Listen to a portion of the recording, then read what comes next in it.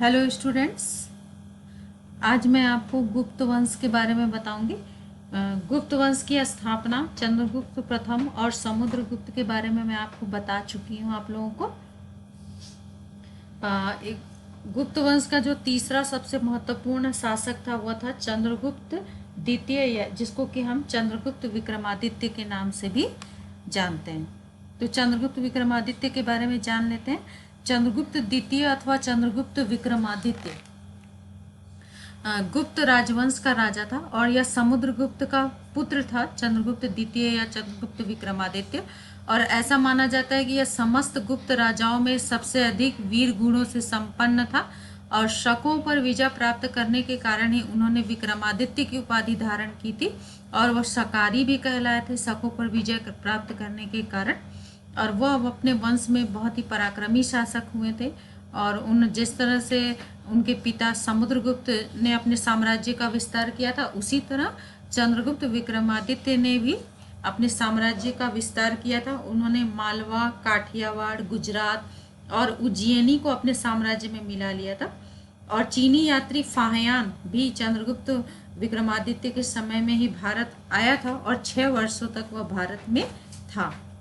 चंद्रगुप्त द्वितीय या चंद्रगुप्त विक्रमादित्य ने जो उनकी अपनी पुत्री थी प्रभावती, उसका विवाह उन्होंने वाकाटक नरेश रुद्रसेन से कराया था। और रुद्रसेन की मृत्यु के बाद चंद्रगुप्त ने जो है वाकाटक राज्य को अपने राज्य में मिला लिया और उज्जैन को अपनी दूसरी राजधानी बनाया। और पहली राजधानी उनकी थी पाटलिपुत्र। और उज्जैन को अपनी राजधानी बनाने के कारण उन्हें उज्जैन, पूर्वराधीश्वर और पाटलिपुत्र को राजधानी बनाने के कारण उन्हें पाटलिपुत्र पुरावधीश्वर भी कहा जाता है। और सबसे पहले विक्रमादित्य के दरबार में ही नवरत्नों को रखने की प्रथा प्रचलित हुई थी। और विक्रमादित्य के नवरत्न जो थे वो थे धन्वंतरी, छपणक, अमर सिंह, शंकु, बेताल भट्ट, घटकफर, कालिदास, वराहमिहिर और वररुचि।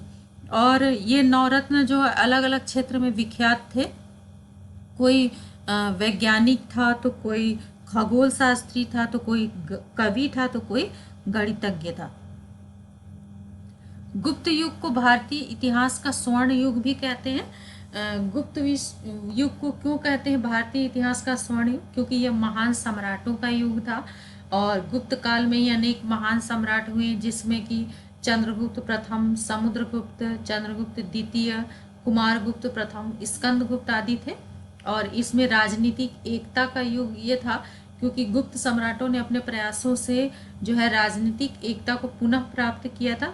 इस तरह से शांति और व्यवस्था का युग था। यह साहित्य की उन्नति का युग था, क्योंकि इसी समय कालिदास के कुमार संभव भवम, अभिज्ञान शाकुंतलम जो कालिदास की रचनाएं हैं, मेघदूतम, रघुवंशम, ऋतु संहार, विक्रमोर्वशीयम, विशाखा दत्त का जो है देवी चंद्रगुप्त और मुद्रा राक्षस, इस तरह से अनेक जो है प्रमुख साहित्यिक रचनाएं इस काल में हुई। इसलिए गुप्त युग को स्वर्ण युग भी कहते हैं। विज्ञान की उन्नति का युग भी था, क्योंकि इस समय प्रसिद्ध गणितज्ञ जो थे आर्यभट्ट, वराहमिहिर, ये सारे इस युग में ही थे।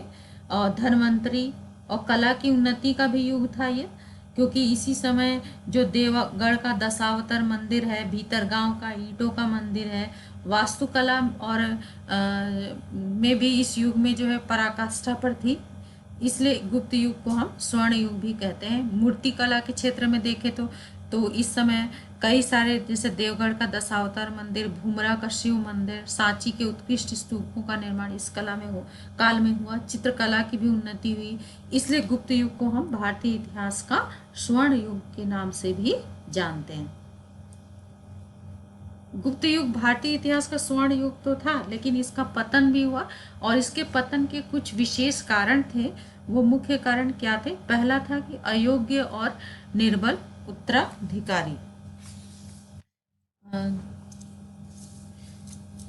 गुप्त वंश में जो है चंद्रगुप्त द्वितीय के पौत्र स्कंदगुप्त ने तो कुशलतापूर्वक शासन किया, लेकिन उसकी मृत्यु के बाद कोई भी उत्तराधिकारी अपने पूर्वजों की परंपरा को आगे ले जाने में सफल नहीं हुआ। और इस कारण क्या हुआ? आपस में गुप्त कुमारों में पारिवारिक वैमनस्य और विदेश के भाव मुखर हो गए थे, जिसके फलस्वरूप हम कह सकते हैं कि गुप्त युग का पतन हुआ। और स्कंदगुप्त की मृत्यु के बाद जितने भी सम्राट हुए उनमें इतनी क्षमता और योग्यता नहीं थी कि वो अपने पूर्वजों के विशाल साम्राज्य की सुरक्षा कर सके। दूसरा है शासन व्यवस्था का संघात्मक स्वरूप। गुप्त प्रशासन का स्वरूप जो था वह संघात्मक था। साम्राज्य में अनेक सामंती इकाई थी। सामंत एवं प्रांतीय शासक जो थे वह अपने क्षेत्रों में पर्याप्त स्वतंत्रता का अनुभव करते थे। जब तक केंद्रीय शासन शक्तिशाली रहे तब तक तो वे दबे हुए रहे, परंतु केंद्रीय शक्ति के निर्बल होने पर अधीन राजाओं ने स्वतंत्रता घोषित कर दी, जिसके फलस्वरूप गुप्त साम्राज्य का पतन हुआ। नेक्स्ट है उच्च पदों का आनुवंशिक होना। गुप्त साम्राज्य में सारे उच्च पद आनुवंशिक होने लगे। कोई भी अगर अधिकारी है तो उसका पुत्र भी अधिकारी होगा, चाहे वह योग्य हो या ना हो। इस प्रकार गुप्त साम्राज्य का पतन निश्चित होने लगा। नेक्स्ट है प्रांतीय शासकों को विशेषाधिकार दिए जाने लगे, जिसके कारण वो अपने क्षेत्र में जो है उदंडता का प्रदर्शन करने लगे, जिसके फलस्वरूप गुप्त साम्राज्य का पतन होना निश्चित हो गया। नेक्स्ट है बाह्य आक्रमण। गुप्त साम्राज्य में शकों और हूणों ने हमेशा ही आक्रमण की नीति अपनाई, जिसमें स्कंदगुप्त तक के शासकों ने तो उन्हें विफल कर दिया, लेकिन स्कंदगुप्त की मृत्यु के बाद यह संभव नहीं रह गया। इस प्रकार शक और हूण जो आक्रमण करते रहते थे वो अपने साम्राज्य का विस्तार करते चले गए और गुप्त साम्राज्य सिमटता हुआ चला गया। नेक्स्ट है बौद्ध धर्म के प्रभाव के कारण भी गुप्त साम्राज्य का पतन हुआ। बौद्ध धर्म का प्रभाव गुप्त वंश के शासक चंद्रगुप्त द्वितीय के पुत्र कुमारगुप्त प्रथम के शासनकाल में ही दिखाई देने लगा था। इसके परिणामस्वरूप क्या हुआ कि गुप्त वंशज शासन करने के और साम्राज्य बढ़ाने के स्थान पर अहिंसक प्रवृत्ति को अपनाने लगे। अब शासक बिना युद्ध किए ही आत्मसमर्पण करने लगे थे, जिसके फलस्वरूप गुप्त साम्राज्य जो है धीरे धीरे सिमटता चला गया और गुप्त साम्राज्य का पतन होना निश्चित हो गया।